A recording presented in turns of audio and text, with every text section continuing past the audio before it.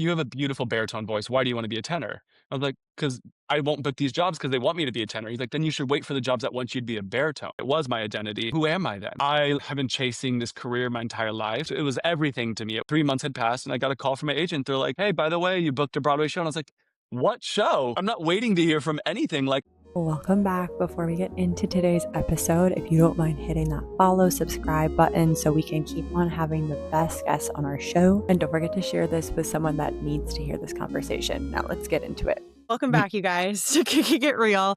I'm with Benji today. He's a Broadway performer, New York City-based photographer who has built a very amazing dual career. He was in the original cast of Moulin Rouge, still is, a show that's won 10 Tony Awards, and he's also on the Grammy-winning cast recording.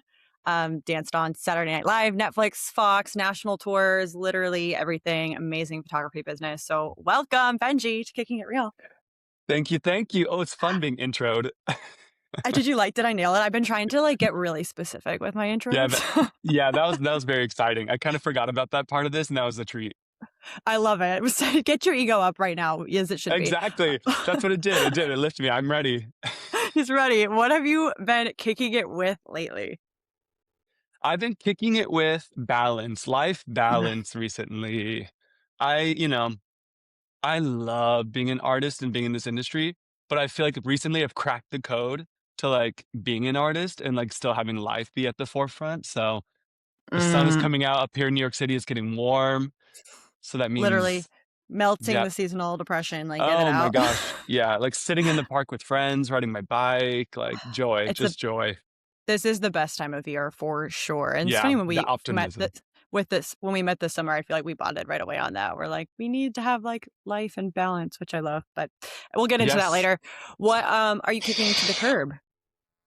Oh, what am I kicking to the curb? Being a people pleaser and saying yes to everything. So hard. I'm convinced that all dancers are people pleasers for other reasons, which is Yes. we could get into forever, but Yeah, for sure. yeah, We can all so relate. real. Everyone's kind of on that same wavelength, but we're gonna just get into the meat of you. I have to call you out in the best way for a second. When I am having guests on, I send a little questionnaire just to, depending on how well I know the person and just so I can guide the conversation to Right. what you want to talk about. And when I asked what your title is, what you want to be credited as, you said dancer and photographer.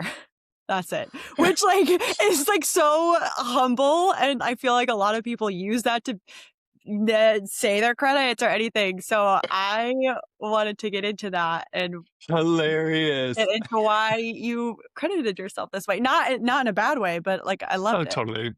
Yeah. It felt like I definitely felt like it was a very Broadway to encompass all. It was very I didn't know if you wanted it beat by beat, every single credit I've I ever had in didn't, life. Okay, good. Okay. So I was just I feel like that really, covered the range. Cause no, it was do I say Broadway dancer? Do I say film dancer? It feels like it was just he's a dancer, he's just a dancer. He's just a Which dancer. he's just a dancer. That's okay. That's a great answer though. But you're from a small town, Iowa. Yes. What was it Yes. like growing up, painting the picture? Because a lot of people come from small towns. What it Correct. was like growing up and that dream, did it feel like your life, Broadway, all your credits was something that was in reach or more like fantasy land? That's a great question. I feel like earlier in life, it probably felt slightly more out of reach. I think I always felt supported and loved for being in such a small town and for being, being in Iowa where it's you men are kind of expected to look and do and be a certain thing.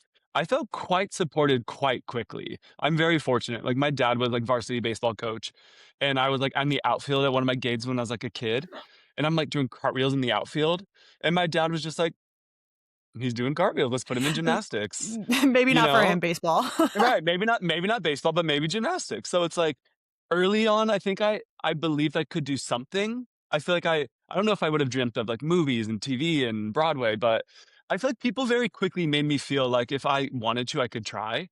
And then the older I got and the closer I got and the more I saw outside of my small town, I was oh, I could do this. There was something in me that was I think I could. I think I That could. little itch, yeah, which you Yeah, yeah. also you credit your teachers too, which is great. Were they the biggest vessel into connecting you into those opportunities, or how did you start to get those opportunities as a small town kid? I mean, I really do have to. I made sure to put them in there because it doesn't make sense that I got the training I got where I'm from. Like, I grew up where, like, I was near no theaters. I was in, like, our school musicals was the closest thing I got to, like, really access to, like, that kinda Yeah. stuff. Um, but, like, the teachers along the way who had been out in the world have done big things and just ended up retiring in, like, small town Iowa, or not retiring, or just, their life led them to where I was. Mhm. I had access to people who had, like, toured the world with shows, who've been on Broadway, who've choreographed for TV. The the Mine's the sleeping next to baby. me. They'll have to meet after this. Our Of course. babies, our dog Of child course, the dog baby's in the children. background. I just had access to them, like, in where I got access to what they had learned and what they had done, and it really did feel like somebody who had been in the industry actively believing in me and pouring into me really was if they hadn't done the thing, if they hadn't gone out and been in the industry, I might not have felt as, like, driven or, like, I fully believe I could do it, but I did. My teachers were I had, like, voice teachers, I had dance teachers, I had a teacher that taught me a lot about directing and choreographing, like, I really my gymnastics coach, I had access to some incredible talent for where I was raised. That's actually really cool because I've had a conversation on here about how a lot of dance studios don't have that, where there is multifaceted things, like it's just dance or it's just ballet or it's just acting or theater, so that really is such a treat to have that and like your little bubble of a place. And I was gonna say, because my next question's about college, and it's kind of like a mini college experience before you went to college, almost like getting that Kind of. well-rounded of an exposure to it. I know that, Oklahoma City is very well known for producing working dancers rather than just technically great dancers. So what are some of the things that you felt like you got from that beyond just your technique? One of the things I think OC really nails is kind of the professionalism part. It's like they teach us not to just, like, get the job, but keep jobs. They teach us, like, how to be a professional in the industry. It's not just, like, how to point your toes, how to Mhm. it was like there's so much more under it, and I feel like what it was to me from how I interpreted it was, they understood we were gonna get to these big cities, these big industries, and everybody was gonna have a clean double, a clean batma, a pretty face. It's like the things that you Yeah. feel like they look for behind a table. I think they knew everybody had it. Like, if you got Mhm. into the program, if you're doing it, there's gonna be a thousand other people like you doing it just as well. So what makes us stand out? And I think our school taught us, how to, like, keep a schedule, how to show up on time. Like, my grade would get knocked if I showed up to class with stubble, if I didn't shave before ballet, Oh. if the girls, their hair was like the wispies were falling out. Like, they taught us to pull up. It might have been a bit intense. Like, it could have been a slight overcorrection, but I Right. personally understood the why. It's like, what's that extra inch? What's Yeah. the extra inch besides everybody here is gonna be good at the show? Are you gonna be good to work with? Are you gonna hang your costumes properly? Like, we weren't allowed to leave our shows until all the costumes were checked back in and hung properly. We had to Oh, all sit, the entire company sat in the hallways and waited to sign out till every costume was checked back in properly. Like, they just taught us deep professionalism, showing up beyond just on stage, and I think OCU, that that's one of their greats. that is really, really cool, and it's funny listening to you talk about that. I see so many things now where it's almost like the battle of the youth and, like, our generation of not where's the line of being too hard on younger dancers and setting Totally. expectations, but it's also understanding the why behind things, and, like, that makes sense, and I think it could be hard for maybe an 18-year-old who doesn't have any concept of what a professional actually looks like. Do you feel like they explained that to you, or you just had that before and you're like, "No, like, this makes sense why we're doing this?" I think they explained it quite well, and I also think I was raised in a pretty strict household. I was like I always have worked well under, like, super strict regiments. Like, I worked for Disney after college. I really made sense with Disney. Like, Disney, it's like I feel like I fit in spaces where, like, standards were set and that like, high standards were set, but like you always knew what was expected of you. So I think I came from a household where that kind of was the case. So when I stepped into the school, I think they explained it well, but I think I also just kind of jive well with that Yeah. kind of pressure. With it's like pull up, you Yeah. need you to pull up. It's like I think I understood that they're asking for. It wasn't just picky. I understood Yeah. they're trying to train me to be unstoppable when I left and joined the industry. Like I feel like they really were setting me up for success personally. It's But it's the same way of the military mindset of making your bed and how it seems silly, but it's setting you up for success. It sets you up for the win and the right. discipline and all of those things. That's really cool. Did Yeah, you it's not about the bed being made, it's the why, like y you're saying. It's teaching the yeah. why. Yeah, I'm a big on the why. Did you naturally gravitate towards OCU, or what was your college audition experience like? Actually, no. It's kind of a funny story because you asked me about like, did I believe I could do this? Did I dream of like these big things? Um, and right when it came down to like leaving school and committing to something, I really doubted myself. Like for a while, I was like, there's momentum here. I have potential. I feel it. But like when I was in high school and about to graduate, I had never taken a proper ballet class.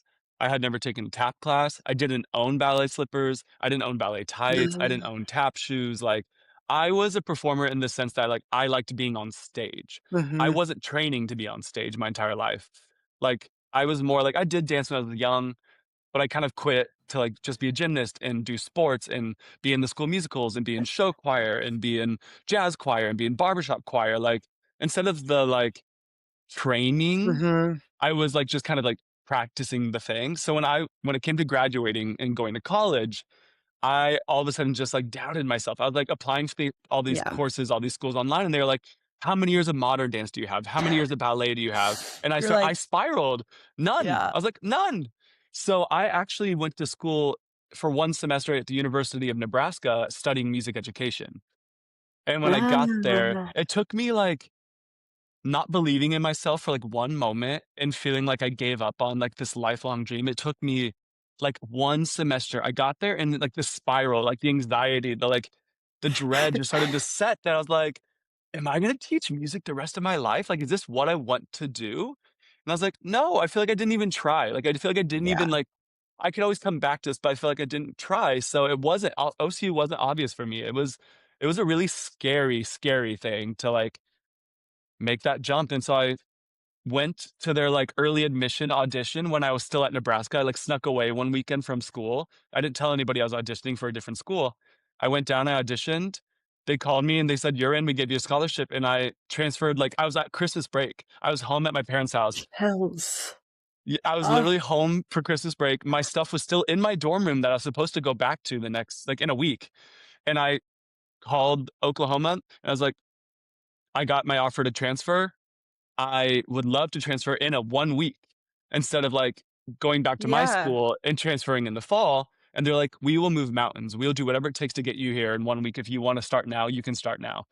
So I literally like drove back to Nebraska, moved out mid like Christmas break. None of my friends were there. Like I didn't really get to say bye to like my Nebraska life, but that's when I feel like that moment was the switch. That's when I felt like I'm doing this. I'm trying.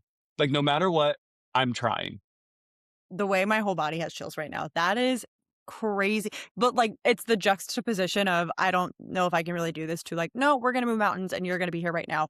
Why do you think that they not to downplay you, but, like, why do you think that they reacted that way to you? I mean, that's a great question. I mean, I think they got to see me audition, thankfully. So, like, the way having them be so quickly be like, whatever it takes, I was like, okay, so they see something in me. Like, it's like they remembered who Yeah. I was. Um, and also, I mean, maybe it was even like I've been told that I could, especially when I was younger, I've been told like you can like smell. I'm like palpable when I'm excited about stuff. Like I Oh, was like one of those eager, like I was the green eager. I was always like, if I was excited about it, you could tell.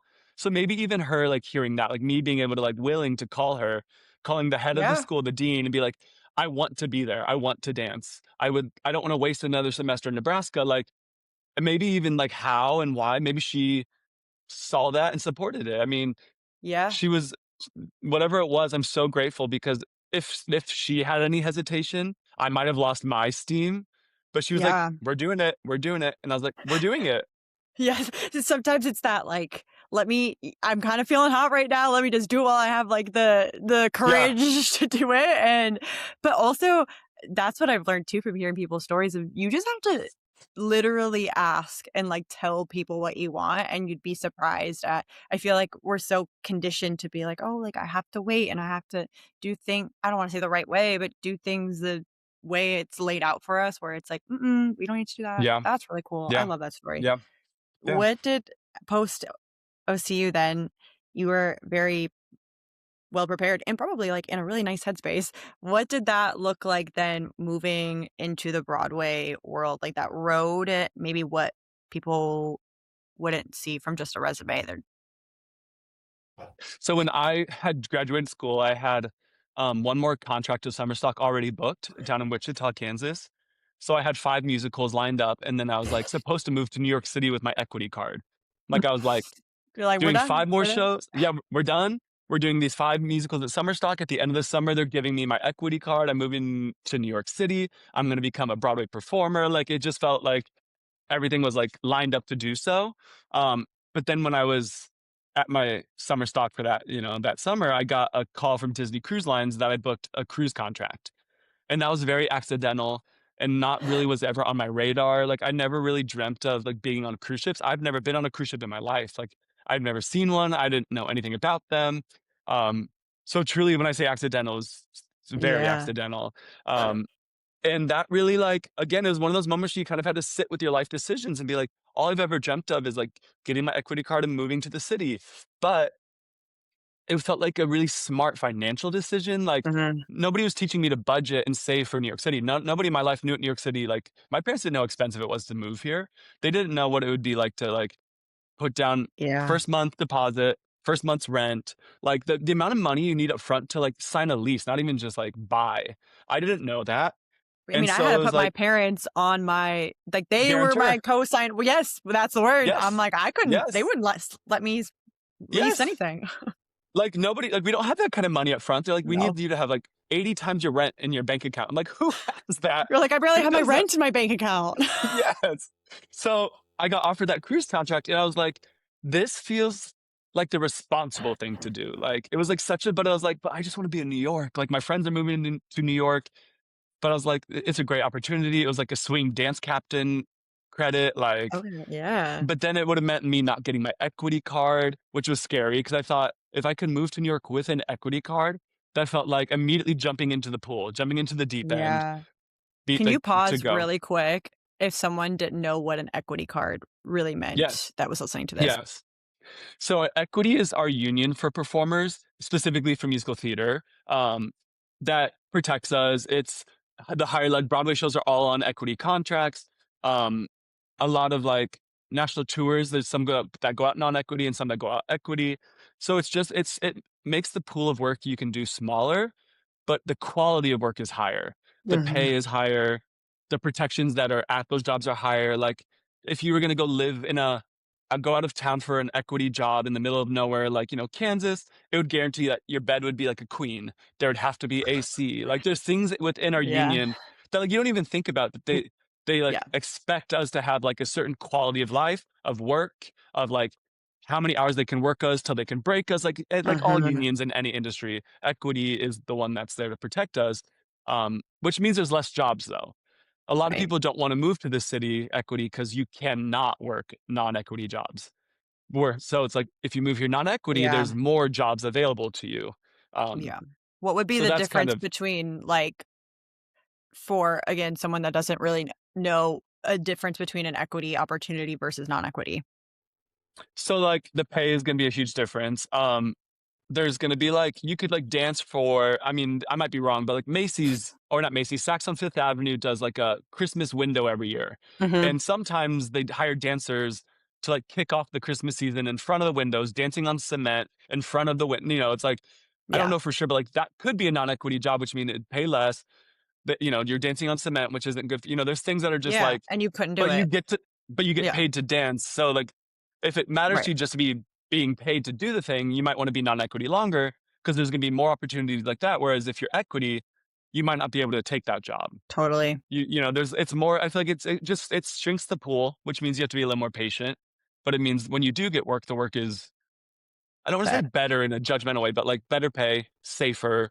There's things that are like Objectively protected. better. Yeah, like the Protected. Yeah, there's yes. Yeah, for sure. So right. you gave this up to do Disney. Sorry, we could circle Correct. back. Yes. So I gave up the idea of moving to New York City with an equity card to go out and do Disney. And one of the things that kind of gave me the steam, the push to do it was when I graduated college, I did my senior showcase, which like, they fly us to New York. We perform a solo, we sing and dance for a bunch of agents and managers. And Like, that's so cool.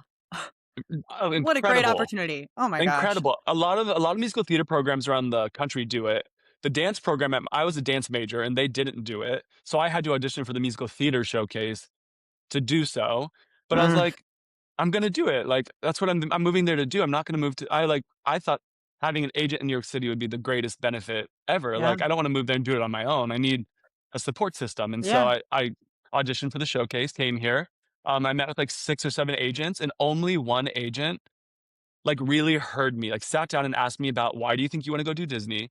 Talk to me about what the game plan is. What is your dream when you get back? Everybody else was like, you're wasting your time. You're wasting our time. If you're not going to move here right now and sign with Yeah. us, why are you here? And then that one agent was like, good for you. Go save your money. We support this. When you're back, call us. And so Wow. having like an agent waiting for, in theory, waiting for me. They didn't sign me then, but they having them again believe in me. It was like I just needed one. I just needed somebody that I felt like saw what I was doing. I'm making it up as I go, but I felt supported in that decision. And so that gave me a little bit of courage to be like, maybe I don't need my equity card right when I get here. Uh-huh. Um, and so the day I got off my cruise contract, I had an email from them being like, "Congrats on finishing your contract. We had in your calendar that today's your last day. Let us know when you're in the city. We can't wait to like work with you." And I was like, "These are my people. These are my That's people." if you were looking for a sign to sign with them to go, like, that was your sign. That's Yep, crazy. Do you yep. think that you would have maybe not done Disney if all 6 of them? Yeah. It was a good chance. It was a good chance. I I mean, because just what do felt, you know? You're yeah, you're just entering the world as a professional, and you're trusting these professionals to guide yeah. you. I've never lived here before. Yeah. It's like, but I did. I felt in my gut I needed to save money, and it also felt like a wasted opportunity. Like, what a cool opportunity. Even though it wasn't like a dream of mine, like Broadway was the dream. It was like, I grew so much. I think to this day, that's the hardest job I've ever done, ever. Hands I down, mean hardest job I I've ever mean, done. I'm would imagine. I've also never been on a cruise ship. I get, like, motion sickness, so I'm afraid to, so I can't even imagine Oh, dancing, and I know you have to work a million jobs. yep, Maybe not yep. And we're always, like, but yeah, I'm like tumbling while the ship is like rocking. I'm like doing flips upstage. Like, it was hard. It was you're like, dangerous "Broadway's and nothing compared to this." kind of. And also, I was the only male swing. There's one male swing and one female swing for the entire boat. I swung like 5 maiden stage shows, 2 deck parties, 3 atrium shows, 3 dance club shows. Like, so any man on the entire contract that called out, I popped in. It's like I had to know so much material. It was it was crazy. It was crazy. But a blessing. So Yeah, I you mean, moved I worked hard and I moved here like equipped. I was like ready for anything. and you had an agent. And I had an agent when I got back. So I feel S like all those things where it's like it's not that linear to get here. It's not that, it's like what do you leave for? What do you stay for? Like being here, there's like a lot of theory around you need to be here as often as Mhm. possible to be known, to like these agents to get to know you, these casting directors to get to know you, these directors to get to know you. Like the more often you're in a room in front of people, the better. And so if you keep taking jobs that take you away, there's like, what's the goal? Is it to be here or Yeah. is it to just be working? So that was the beginning of that kind of like Yeah. graduating school and trying to get here. How now being on, like, far on the other side of that, how do you if you were to be auditioning again, how would you base your decision on to take a paid opportunity versus not if your goal is to be on Broadway in the city? I am very privileged and very fortunate that like my priority list has shifted a lot and being here means more to me than most things. Like, I'm like almost 35 now and it's like just like life settling in more and like Mhm. friend community is the strongest it's ever been. Like, when you're young and you first move here and you're just like, whatever, wherever, whenever, like I'm young and have no Yeah. ties to anything. I'd like my life here is really like my friends is like I think one of my greatest accomplishments. And my like community here is like the most beautiful thing I've ever built.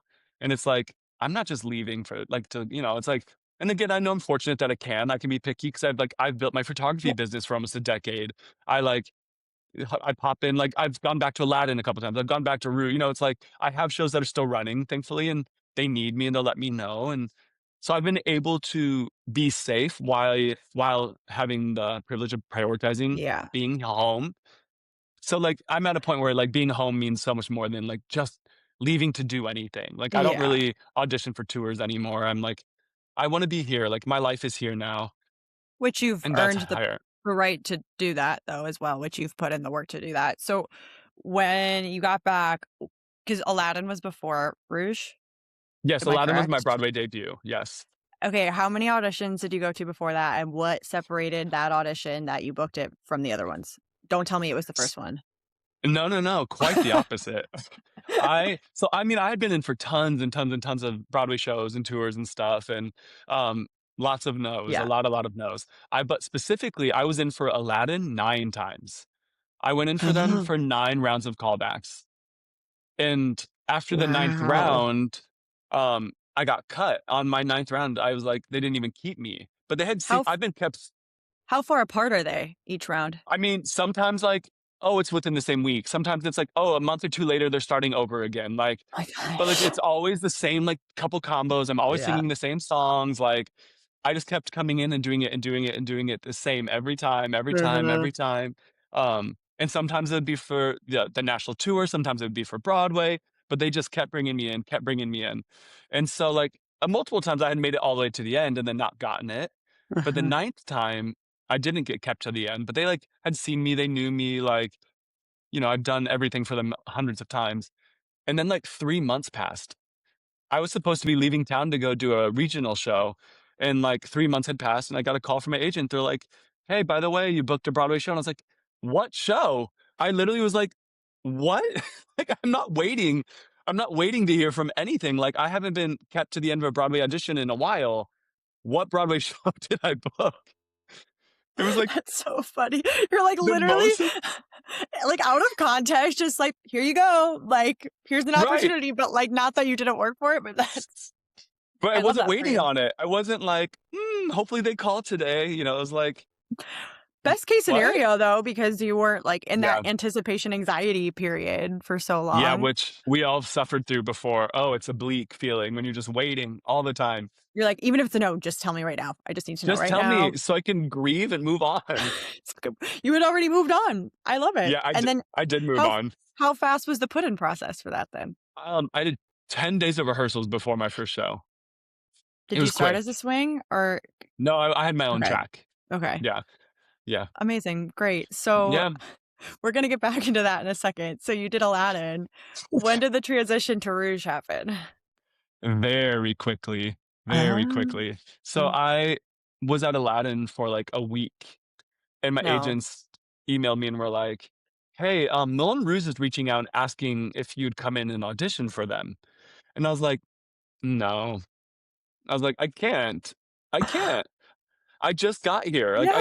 I like just made my Broadway debut. I can't audition for that." And they're like, "All right, we'll tell them no." So they told them no. And then like a month later, Moulin Rouge reaches back out and was like, "Hey, we're still looking, and we're just curious if he's interested in auditioning." And I was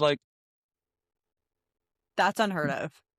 like, I Like, wanted to so bad, but like, I just felt like I couldn't. I was like, your I head still, versus your heart, yeah. yeah, like I'm just getting settled in here. I loved working at Aladdin. Also, that building is such a fun building to work in. Wow. Such a happy building. My dresser, one of the best I've ever worked with. Like, I was thriving, and it was like, Yeah. but I Why would love to go leave? do that show. I would love to go do that show. I've been obsessed with Sonia Taya for years. Like, I grew up watching her on So You Think You Can Dance. Ye Like correct. icon, S icon. so they asked a second time, so you had to say yes then? I said no again. No. I said no again. And then they reached out one more time, and I They're texted my friend, and I was like, and he was in the show. He had done the workshop. I texted him, and I was like, okay, what slots, like what tracks are available? What's going on? Like, this is the third time they've reached out. And he's like, don't be dumb. audition. He was so like, stop being dumb, go in for the show. It's the loyalty though. You're like, "But I'm here now and I signed up for this and Right. I need to see it through." You're I wanna see this loyal. through. And I'm Yeah. so happy, I'm thriving, I'm so happy here. And it was also like, I was auditioning for the out of town. It wasn't technically the Broadway show. So it was like, Oh. I would be auditioning to go out of town with it in Boston, but then dot, dot, dot, like the industry is such a guessing game. Like they want it to come to Broadway, but we don't have a theater. It's not guaranteed. We don't know if it's good yet. Like it was a big gamble. It was a Eh, huge gamble. yeah. So you auditioned. So I How did auditioned. they so how do you think that they found you just through your agency, or did you know a different director had seen you I before? I think I had been in, I'm pretty positive that that casting director had seen me so many times. Mm, He met me in college. He's friends with the summer stock that I worked at, and okay. I did like 11 shows at that summer stock. So I think that there was at least a reputation of like, oh, he has worked for this summer stock, and I know that summer stock, and I know the type of people that summer stock hires. So I think that he was rooting for me early on when I moved here. I think like that helped. And then I would assume, I mean, maybe not. I'm gonna live in my delusional bubble. I think I had done well for him in most auditions, even if I didn't get Yeah. kept. I Yeah. think like that's like one of my biggest things I always try to do is like even if like the success level for me isn't if I book, it's do I feel good about what I showed people in the room? Because if you don't book, it might not be that you're not talented. It might be you don't fit this show. So I think Right. I had been great in front of him before, even if I don't haven't booked a job with him before. Um, so I think he was rooting for me. I think he saw something in me that was like, he would be good in this show. But Yeah, again, and nobody has ever said this to me. I'm just guessing. well, I mean, but it goes back to your point of being in the city and auditioning in the city and just doing the reps of that and Yeah. not getting just being like, "Okay, like, what opportunity should I take?" So how long after you auditioned were they like, "Yep, come"? I mean, it was like within like a week or two. And the last audition was like a workshop. It was like a work session. There's only four of us left, and it was like one-on-one with Sonia. She like wanted to like get in the room with us and like see how we worked. Like it was more than just the talent. Again, it was like, how Yeah. are you as a collaborator? Like these people are going to be building the show with us. Like they're going to be adding to it. It's like a working space. And so she wanted to see how we work together. And we like did like hours of like contact improv and like dancing with her and like making choreo up on the spot and trying stuff in this room. And it was honestly, it was with the entire female ensemble cast that was already booked the job. They were there Oh, partnering with all these men who were trying to book the job. It was a crazy process, interesting. but within like a week of that work session, I got the call that I got it and that Wow. they were gonna let me do double duty at Aladdin until we left for Boston. They were gonna let me stay as long as I could at Aladdin until I had to leave to move to Boston. Wow. That Yeah. I can't even imagine that. Like, I can't even put myself in that headspace of being able to, like, also build the show, and as you were saying that, I feel like most I don't know why, that Moulin Rouge combo, the audition the Bad Romance, like, I'm pretty sure I've submitted for that, and I barely did any type of audition, like, anything like that, but I'm like, I have a video of me. I will not be sending that to you, um, but like but doing that, the combo I'm talking about. Oh, Is that what you absolutely. auditioned, or is that? Yep, Yeah. yep. Oh, That was because you one of taught them. it. Yeah, you Yeah, taught that it was this one of them. summer. Yeah. That was one of the main ones that they do more often now, but back Yeah. then they were, like, doing a bunch they were doing, like, can combos, diamonds combos. Roxanne was the contact improv where we were, like, Mm, partnering and kinda building the choreo that we use now. So wow. it was a very athletic audition process. What was I'd the never been difference? so sore. I mean, I can just imagine, and knowing just even outside of Mulan, like, her choreography is so Right. athletic and full-bodied Yeah. and intense, so I cannot imagine that. What was the difference between gaining for you being put into Aladdin versus building a show, and, like, if you had a preference? I felt like for the first time was doing something I had never done before. Mm, I feel like OCU had trained us to be really good at filling the hole. Like ensemble number 5, on 2, like, I feel like we were really good at just, like, tell me what to do, and I'll do it as clean as possible. I'll hit the count, I'll take the note. Like, I feel like a lot of my time training was be tell me what to do, and I yeah, will do it. yeah. And then all of a sudden, like, it's like Aladdin, I was just stepping into a track that had already been built. And so then it was like, I had all this, like, they're asking my opinion. They're like, what would you like to do up here? And at first I was very like, what would you like me to like to do? Like, it was like, You're like, I what's the can, right answer? It's a trick I question. can, I can do anything. What is it? What do you, I was like, I don't know. So at first it was a bit intimidating because also I Yeah. was there's only like two of us who hadn't been with the show. And Like it's all of, vulnerable. yeah, and they all did a workshop together downtown, and then there's, like, 2 new male spots they needed to fill, and I was one of them. So, like, everybody had already worked together. Everybody knew the show. Everybody knew the choreo that was already set, and then we were building new choreo. So it was very intimidating to be like Sonya being like, "Well, you have, like, 3 8 counts up here. What do you wanna do?" And I would be like, at first it was really intimidating, but, I think that some of the greatest things come from uncomfortable moments. Like, Yeah. just on the other side of uncomfortable is, like, greatness, and that Yeah. job, like, really pushed me and made me, like, uncomfortable and took me out of my element, but it was like, I felt safe there, like, from that work session with Sonia, I was like, "I'm gonna be obsessed with you, I can already tell. I already am, but, like, in a new way, I'm going to be obsessed with you." Like, On a she's such a personal level. collaborator. Yeah, she's a collaborator, um, and I personally think vulnerability can be a strength. I think people's softer parts can make them better people, and Sonia had a lot of softer parts I didn't expect her to have. I expected her to be this, like, legend, iconic superstar, and there's something about, like, collaborating with her and trusting each other that was, like, a lot softer than I would have ever dreamt her to be, and that helped me, like, be willing to kind of try and maybe make a fool of myself, but, like, do my Yeah. best. So That's that was a such a it was a big shift. It was a big shift. That's a huge shift and a special trait to, like, have as well, to be able to bring the greatness out of someone, like, she was able to create an environment that you were able to thrive in, which I think a lot of leaders in general, maybe in the performing industry specifically, but I'm sure in the rest of the world, it's so hard to not let your own ego get in the way of your own insecurities, and she's just like, "No, this is who I am, and you can be who you can be," because I don't there's just a difference between not liking me doing your choreo versus you not liking me doing what I came up with. I don't know, there's just, like, a different level of Yeah, yeah, fear there, which yeah, is r yeah. yeah, like, "Don't ask me to improv, just tell me what to It do." was I love scary. that. Oh my gosh, she loves improv. I've worked for her like 4 times now, and it's like her favorite warm up is, "All right, let's improv." And I'm like, "No." Gosh, Please don't. My no. brain's not working yet, I'm warming up. Yes, yes. Oh my gosh. Well, I feel like most people also don't realize that the cast recording is like a separate its own thing which lives on forever, which is Yeah. really nice. Do you feel like that is maybe helpful in, I don't know, all your feelings about the closing of Moulin Rouge in July 2026, and that like part can still live on with you a little bit? Yeah, absolutely. It is forever. I mean, like, no matter what, like, I'm on that album, and that album's gonna be there forever, and, that's really, really cool and really special. It's Yeah. like, this is the lifeline of New York City. This is like this shows do. Like, they come in, they close, it's like it's a cycle. It's like has to happen so new great shows can keep coming in and Mhm. keep shaping Broadway. And we are so fortunate that we have made 7 years. That is like unnaturally long for like an average life of a New York City Broadway show. So there's going to be a lot of sadness around it, and Yeah. it hasn't fully hit yet because that still feels so far away. There's gonna It be a lot of is. sadness, but there's so much pride.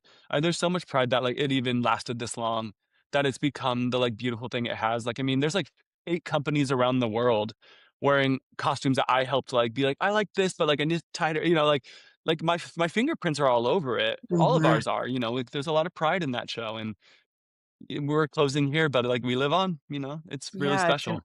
it is so cool. I mean, to me, I was so shocked because I'm like, "Oh, it's just a staple now." Like, that's how big of Right. an imprint it's made where it's just like, "Oh, no, like, that's," because I mean, when I did live there full time, there's always popping up and down. It's like, you see a new show that comes out and you're like, "Oh, I should go see that," and then before you know it, you're like, "Oh, guess I can't go see it because it's closed." So it is really, I Yes. don't think people realize how cool it is that it lasted as long as it has, Yeah, which it's I really totally agree rare. with. Yeah, really Yeah, rare. really What rare. you mentioned you worked, for Sonia again, and I know you've done other, like, TV things. What is the difference mentally and maybe part of your practice walking into a Broadway situation versus live TV? I think that with well, live TV situation, it's so much more detail oriented. Mm, It's like, especially if you know what the shot is, if you're in the shot, like what angle the camera's at. Like when you're in a proscenium, when you're like dancing for a Broadway show, you don't know who's looking at you when, but everybody's sitting in front of you. And it's like kind of designed at that fourth wall for mhm, the most part. Whereas TV, it's like, there might be A camera, B camera, there's a steady cam, like, there's like all the angles and like the shots. And, it's like in TV, they're telling the audience what to consume and when, where to look, how to look.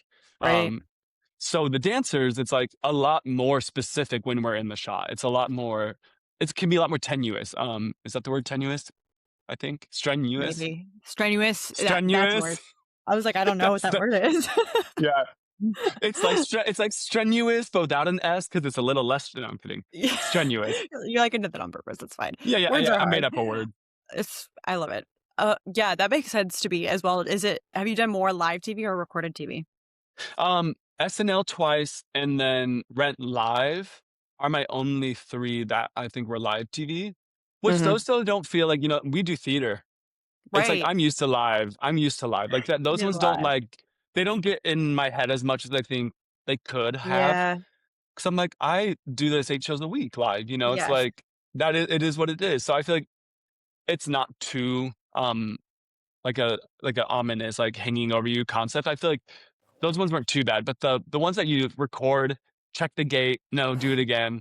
Those ones are really chill too, though. It's like try it again, try it again. Run it back. Well, I Yeah, do know a lot of people, and it sounds like you're like this as well. And I don't know, I don't know if this is a good thing about me, but I feel like I got to a point where I'm pretty good at not being so attached for like a TV performance. If do you know what? Do you know people where then they like hyper fixate on like one thing that they did wrong? yep. How do you actively not have to be like that, or are you kind of like me where I'm like, well, I mean, it's cool that I was on TV. I don't. Do you know what I'm saying? Yeah, yeah. I feel like it is like it's a natural demeanor for me. I think like Yeah. it is very much. I've just kind of that's how I approach theater. Like Yeah. I think I can't. I'm not going to beat myself up. Like we're human. It's live. There's like things that are gonna like It's like we train for this our entire life though. It's like at the end of the day, that's what I always trust my gut. I'm like, Mm, but I've been training for this. Like it's like you could really sit there and obsess about it, but that will make it worse. I yes. promise you that if you're gonna sit there and think and obsess about it, it will get worse. And I Yeah. just like I try not to add fuel to that fire. I'm like, I've trained for this. I'm here for a reason. I got it. I Yeah. got it. A And if hundred you like, and percent. if there's like a little fub, like a little like, oops, it's like roll. Like if you're Well, like, no, you'd ruin the shot. It's like you kind of got to just like, which yeah, that's literally part of what you're trained to do is roll yes, with it live. yes. Yep. Which this segues us beautifully into all the camera angles and the photography side of you. Has it always been an interest? How did you get into it? What does that look like for you today? I got a digital camera as a kid, as like a gift. And I would like to, I think that's where it all began. I love taking pictures. It was like back then, it was just like, it was just fun. Like I loved having picture memories. Like it was my Mhm. favorite thing to like, back then we were like uploading them into like an album on Facebook. Mhm. And it was like pool party 2020, like 2005. And it was like an entire album from like my digital camera. Facebook album for every event. Mine are Everything. all on Yes. private now, though. Not that I even go on my Facebook. I don't know what's happening there. Right. That's not my business, but those are at least on private. But you know what I mean? Like that I Yes. had my digital camera and I'd come home and like put an entire album. I would just put them all up and like I would just Mhm. obsess. I would go back and look at them all the time. I think it You're was like artist. at a young age, I like loved photos. I loved having photos. I loved the memories of photos. So Ugh, that's definitely where it began. But then on my cruise contract, I was like in all these beautiful ports. I was like traveling the world. And, I was like, "I want a good camera. I want, like, a nice camera." I'm like, "I'm making all this money. It's the most money I've ever made in my life." And I was like, "Let's spend it?" And of so I bought course. myself yeah. So I bought myself, like, a really nice camera, and that's where it really picked up momentum. I was asking questions. There's photographers on the ship that are like that's their professional job on the Yeah. boat, and I'd come up to them and be like, "What is that button?" And, like, "What does that do?" And I'd, like, be picking their brains and Mm, then I started, like, buying textbooks, and then I started, like, watching YouTube videos, and then, like, I just kept getting hungrier and hungrier to, like, know my camera better, to try new things. And then I was like out on national tours, and I always had my camera with me at like opening nights and stuff. And Mhm. people started to like notice that Benji always had his camera. And one day somebody was like, "Oh, my agents asked me to submit something, but I don't have a headshot that looks like me right now. Do you mind really quick just like taking a headshot of me?" I'm like, "I don't know what I'm doing, but I can try. Like I've Yeah. never done headshots before." And they're like, "Yeah, yeah, it's like no stakes, like whatever. Like let's just try." And it all started there. Like it just like slowly like I would then be like, "Hey, we're out in this beautiful city. Do you wanna come and, like, play with me? I wanna, like, practice some things with my camera." And it just Uh, truly grew from there. which I feel like that's such a theme in your life is never chasing something because you feel like you should. It's just, "Oh, wait, I kind of like this," and being curious in that way, which Being is so curious. underrated of just, "Oh, and now here you are Mhm. doing all the things you're doing." Your website says, I have to quote it, "Your camera goes with you like an over enthusiastic mom." What you don't really need to explain that, I feel like that explains itself, but in what ways does photography maybe give you different things or things that performing doesn't? It gives me a lot more of the, like, internal workings of the people I'm on stage with. Like, when you're on stage with somebody, we're all in, like, work mode in a certain way. But when I get you in front of my camera, I know you so much better by the end of our shoot. There's something really vulnerable about being in front of a camera, and I've learned really Mhm. quickly, and most people kind of hate it, even performers kind of hate being in front of a camera. And so very quickly I learned that one of my special skills is, like, making people feel, like, grounded and safe. And it's like, I love that about photography. It's like, I'm gonna tell you why you look good today. Like, when you do Yeah. something I like, I will let you know. I will be your hype man. Like, I'd be like, "You should make that face all the time." Like, I'll be like I'll rile people up 'cause I'm like, I just know people get so down on themselves. Like, we've been taught to, like, stare at a mirror and be like, "If only this Mhm. was thinner, and only if, like, that was thinner, and if this line was straighter, and if my knee was just a little straight," it's like we could sit there and, like, beat ourselves up. And Yep. it's like, people bring that in front of the camera. People get there and they're like, the first thing I call it confessional. They get to my shoots and they have confessional. They're like, "I broke out today. My hair's so dry today. My teeth are like," I'm like, Mhm. "Stop." Like, if you're coming in beating yourself up now, I have so much more work to do to like get you out of that. So I get a lot more of the behind the wall at Yeah, photo I shoots. I love when I have a good pi I love good pictures of myself or appreciate good pictures of other people, but sometimes it does feel hard to, like, get over that hurdle and get yourself there, which is also why I put it off because I understand the importance of a good photographer. Other than what you just said, do you have anything else to add for someone to look for when they're trying to book a photographer and why that's important? I think that doing a lot of work with yourself, if you can, like, what do I like or not like about photos? If you can ask yourself that first, you don't just go find somebody with the most followers or, it's like, if you can come in being like, "Oh, I don't like this kind of thing or that," it's like having a little bit more of an awareness of what you need and want out of a photo, and then looking for people who fill that void properly. That's like a great start. Yeah. It's like, I think photographers in our industry in New York City, at least, the photographers here, there's such a lack of competitiveness and it's so beautiful. And I think it's because photography is so specific. It's like we Yeah. all kind of have the same cameras, the same lenses, the same things. But what makes it different is like our style, our tone. It's like you can kind of see, like you can look at a photo and be like, "Oh, Matt Murphy took that." Absolutely. And so it's like, first of all, doing research and knowing what you like out of photos will always be so beneficial. Yeah, And then just going in being like knowing that they're on your side. Like you don't have to be nervous with the photographer. Like they're there for you. Like I always tell people it's your party. Like I don't this isn't for me. This is your party. yeah. Oh, I feel like I know the answer to my next question, but do you feel like there's a big difference between shooting your peers versus people that just book you that you've never met before? 1000%. I get nervous too when I go to a headshot session. Like I want to be great. I want to do great Mhm. for you. I want to pull up and be as good as you think I'm going to be. So I get nervous every time too, especially when it's a new client. Like a friend going to a photo shoot where it's like only friends all day, there's nothing better. There's nothing better when like my schedule Hanging tomorrow is out. like three friends back to back to back. I'm like, we're going to party. It's like it's so Yeah. fun. It's like we're skipping like 10 steps. Whereas Well, like, it's I that just need to do the expectation, work. yeah. Yeah, you're like, "Okay, I know what I'm walking into," versus, like, Yes. yeah, Yeah. that first impression feeling. Yeah. Do you feel like photography has informed your dancing at all, or vice versa, I think or the one other more way. the other I way? think that dancing, performing has helped me create a tone and an eye for photography.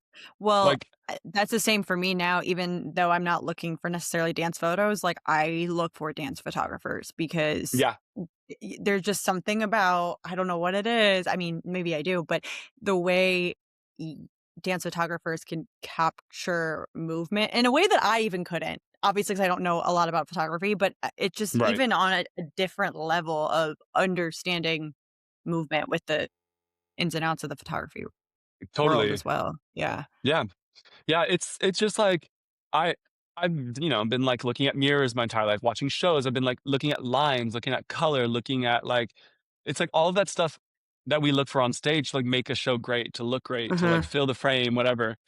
That's exactly what it is. Even if it's a headshot, even if it's not like a Batma photo, it's like the composition of a photo, the lighting, the colors, like that's all it's all detail oriented. It's all like it's very similar brain. It's just like you Yeah. apply it to a different thing.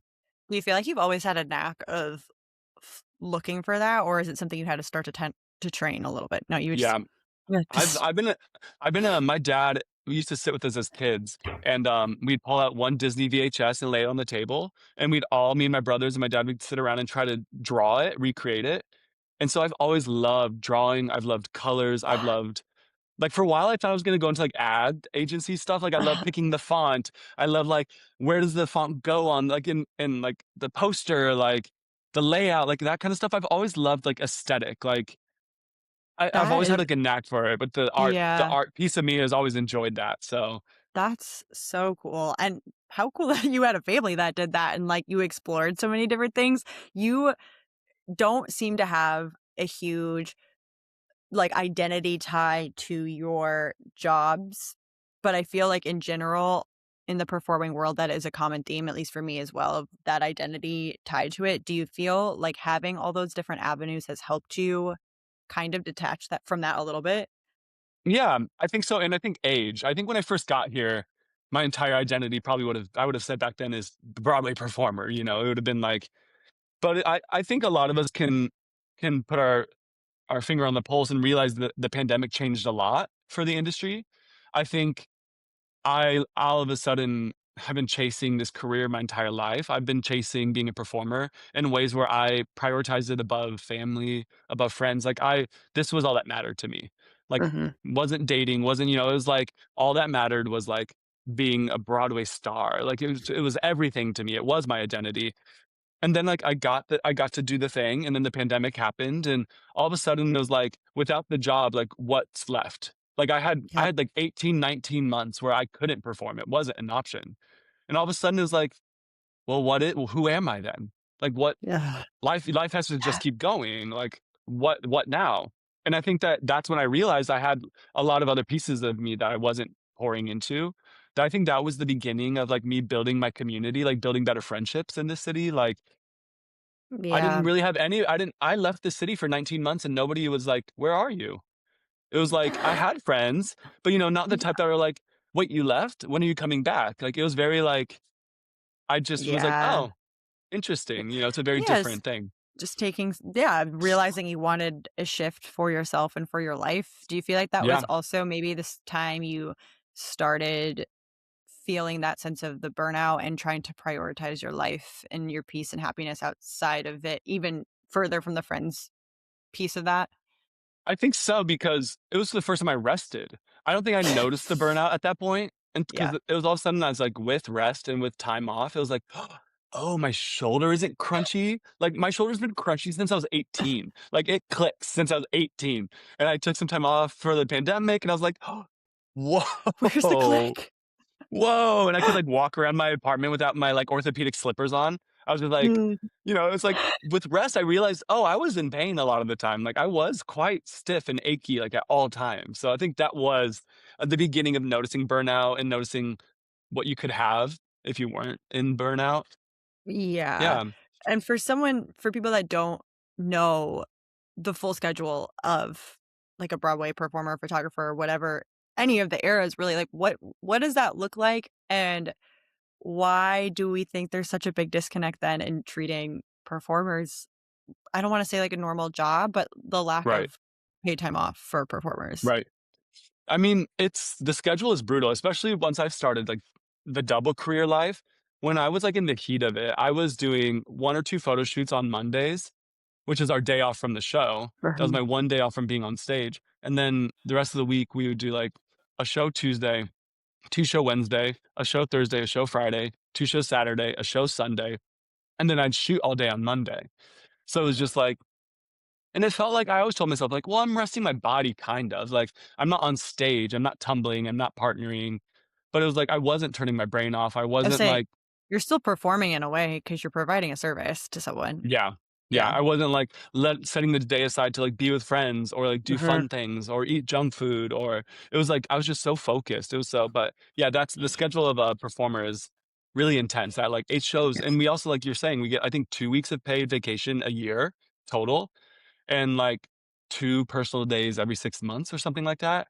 So it's like, you're telling me I can have 2 weeks and 4 days off in one year. And it's like Yeah. most of us don't live here. I wasn't raised here. So like to fly home, I only have Mondays off. It's not like I have Saturday and Sunday. So like I Mhm. would have to leave Monday morning to fly home, which is 2 flights. It's not like a direct flight.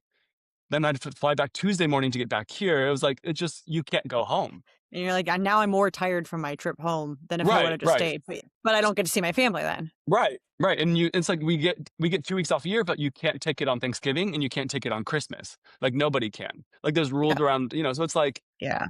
we miss so much to do this. We miss so much to be a part of this. Yeah, and I mean, it's so interesting coming from the Rockette world.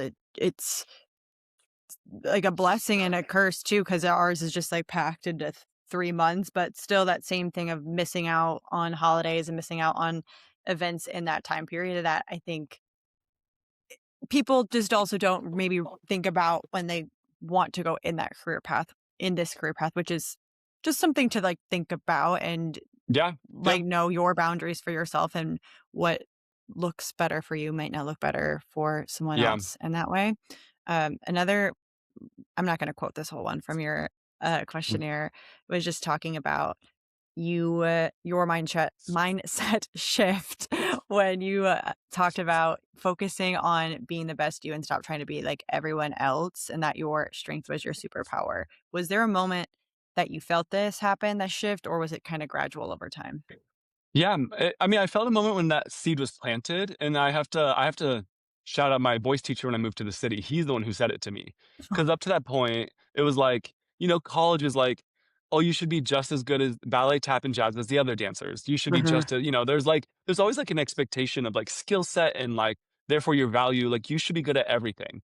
Like you should be able to tumble. You should be able to act. You should be able to partner. There's so many shoulds Mhm. of like, we should be great at everything that's asked of us, which is like, and when you're in like learning mode when you're young, sure, we can like put momentum towards like chasing being great at as much as possible. But once you're like moving here and like, really like doing the thing, hustling, trying to get into these jobs, all of a sudden I was like, oh, I'm never going to book the show because I'm not a tenor. Or I'm never going to book the show because my feet don't point quite as pretty as that guy's feet. Like when you start to like, Mhm. instead of me noticing what I'm great at, I was noticing where I lack comparatively to everybody else. And so then I felt like when I got here, I still had that college momentum where I was like, well, you should work on it. You should get into acting classes. You should take more ballet. You should like, like throw things at it to make it better.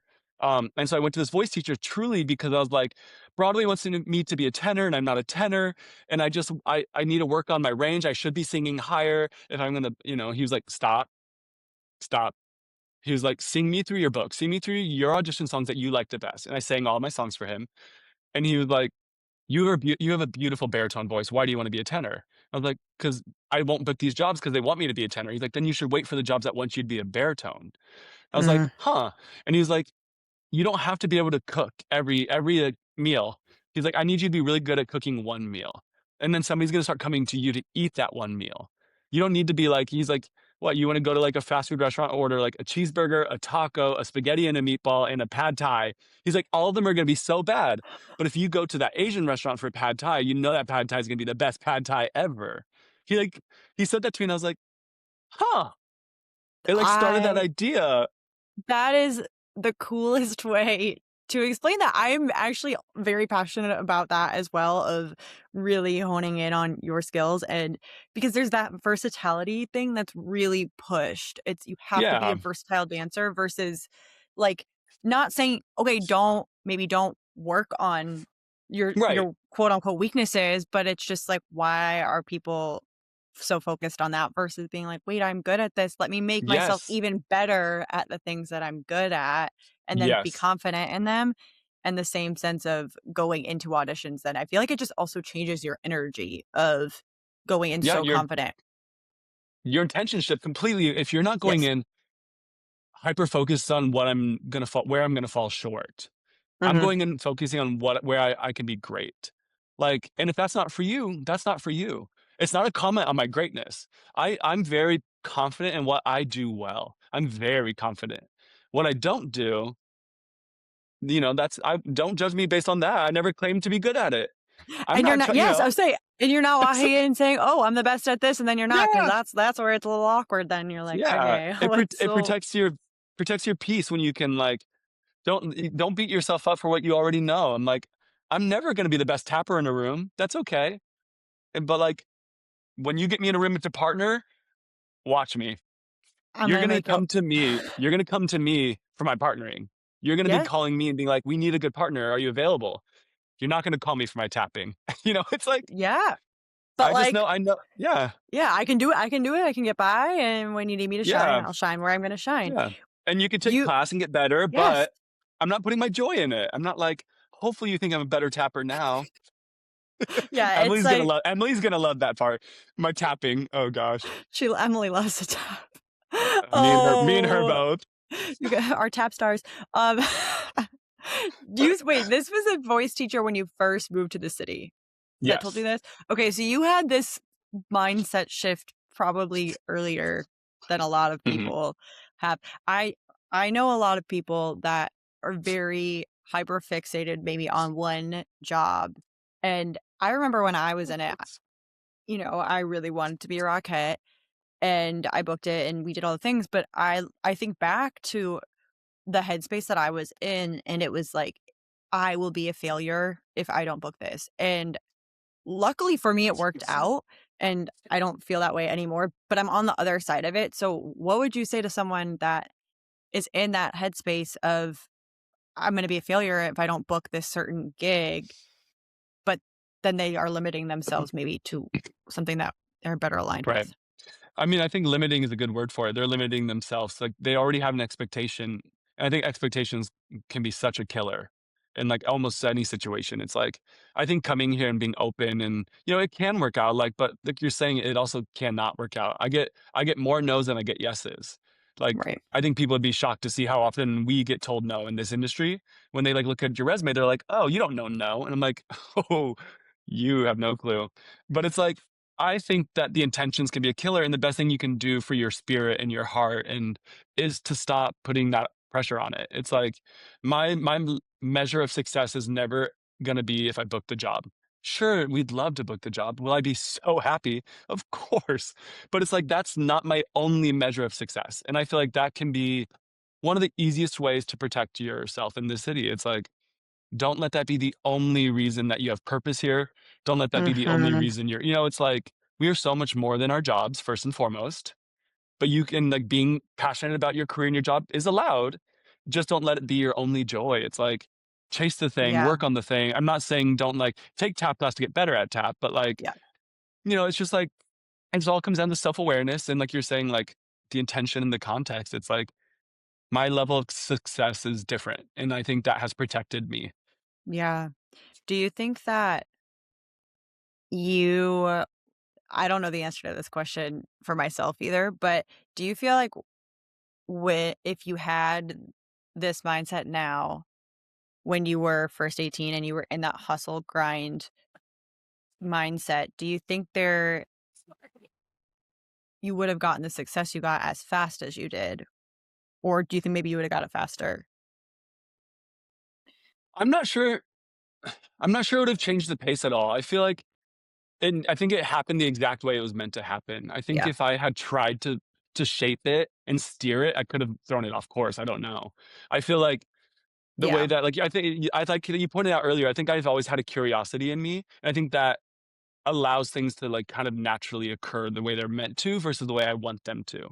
So I'm Mm. not sure if it would it could have worked quicker, and it also could have worked not at all. Like, I could have fully, like, derailed and never made it, you know? Yeah. I'm grateful that I didn't have the awareness quite right away, and I always had enough curiosity to keep me, like, chasing it, though. Yeah. I try to frame it too as seasons for people that maybe are in the shoes that we were in of you could have the seasons of intense focus and hustle and grind, but just remembering that if you step away from it for a second, it doesn't make you less than as an artist or a person, and it informs how you show up to work so much better in the Yeah, long the run. seasons, you're right, though. We all it's the, like, stereotypical saying, like, "Nothing blooms year-round." It's like, Mhm. we don't. There are seasons for sure.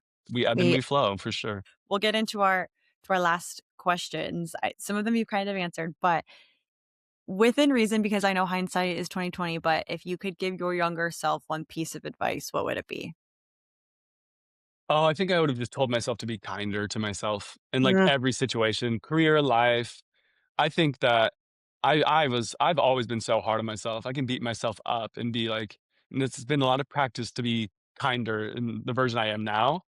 I wish I would have had that younger for sure. A little kinder voice within my own head. Yeah, because I will say I feel like just even this whole conversation, you like exude that gratefulness and coming from that. So you obviously have put in the work and done a great job. Right. Thank If you. you had one key takeaway for the listeners listening to this episode to remember, what would it be? I think it would be the piece of which it's like, don't let success be if you book the job or not. I think it's go into rooms you belong in, go into spaces you fit, and be great, and always be proud of what you're good at instead of what you're not good at. Don't keep track of what isn't there. Keep track of what is there. I think that will Mm, be the best asset to, like, keeping your spirit and your heart and your head, like, so aligned in a crazy industry that yeah, can really beat you down.